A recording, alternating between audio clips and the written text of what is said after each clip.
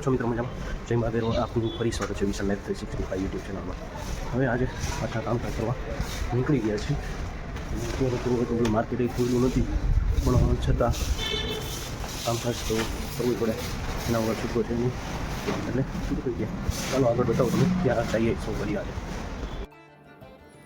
પછી તો આપણે હરવે કામકાજ કરવા માટે નીકળી ગયા અને ભાઈબંધની વાટ જોતા હતા. ત્યાં પછી ભાઈબંધ આવી ગયા અને નીકળી ગયા ગાડીમાં બેસીને.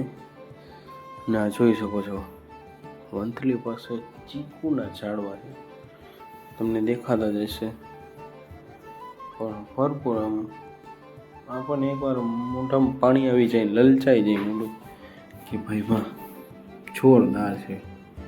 અને પછી તો ચા પાડીને હોલ્ડ કર્યો અને મેં કીધું બાટવા આવી ગયું, અને બાટવામાં પછી ચા પાણી પીતા હાઈ ક્લાસ મજાનું. અને પછી આ સીન ક્યાંનો છે જરા કોમેન્ટ કરીને કહેજો.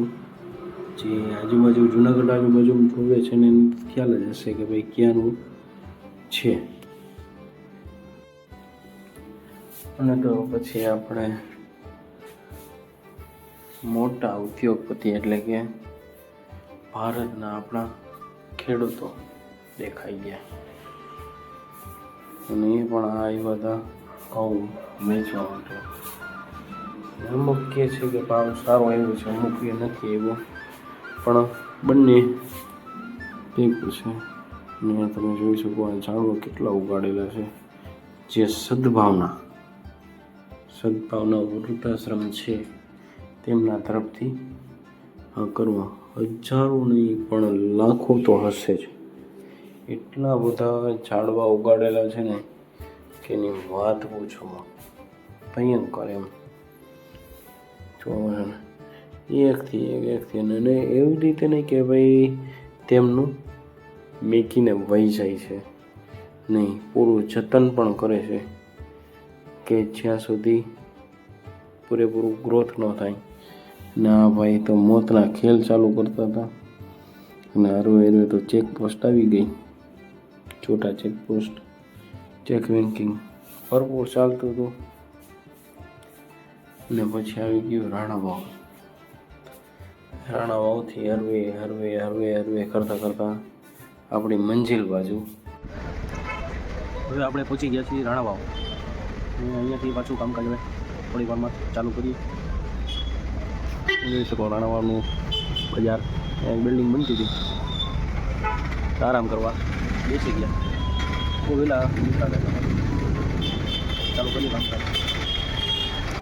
પાછી ધીમી ગતિ પાછા આપણા ફાઇનલ ડેસ્ટિનેશન અહીંયા પોરબંદર પહોંચવામાં હતા. કારણ કે અહીંયા થોડું કામકાજ હતું ને એટલા માટે અહીંયા સ્ટોપ કરવો પડ્યો. અને બાકી તો પછી પોરબંદર કામકાજ માટે નીકળી ગયા. હરવે કામ પતાવ્યું પછી તો મસ્ત ભૂખ લાગી હતી, એટલે જયમાં પૂરી શાક, લોકલ ફૂડ જયમાં, ફેમસ એ ન કહી શકી કાંઈ નહીં, પણ વ્યવસ્થિત જમવાનું મળી ગયું એટલે ભયો. અને પછી આપણે પાછા કામકાજ કરવા માટે કામકાજ પૂરું કરી અને નીકળી ગયા હતા આપણા પાછા બીજી ડેસ્ટિનેશનમાં. અને ત્યાં સુરત દાદા તપાવતા હતા મસ્તીનો કે ભાઈ થોડોક તાપ લેતા જાઓ, એવી રીતે. પછી તો આ થોડું ઘણું બારે છે ને, એ ખબર જ નથી પડતી કે આવી રીતે શું કામ બાળવું જોઈએ. જો કોઈકને ખ્યાલ હોય તો જરાક કોમેન્ટ કરીને કહેજો.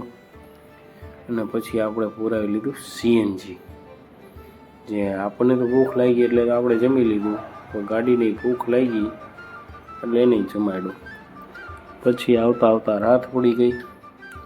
અને આ જો પોલીસ સ્ટેશન છે. આપણે હવે રાજકોટમાં એકાદું પોલીસ સ્ટેશન હોવું જોઈએ મારા ખ્યાલ પ્રમાણે. પછી તો જમવા આવી ગયા, મસ્તીની ભૂખ લાગી, જઈમાં.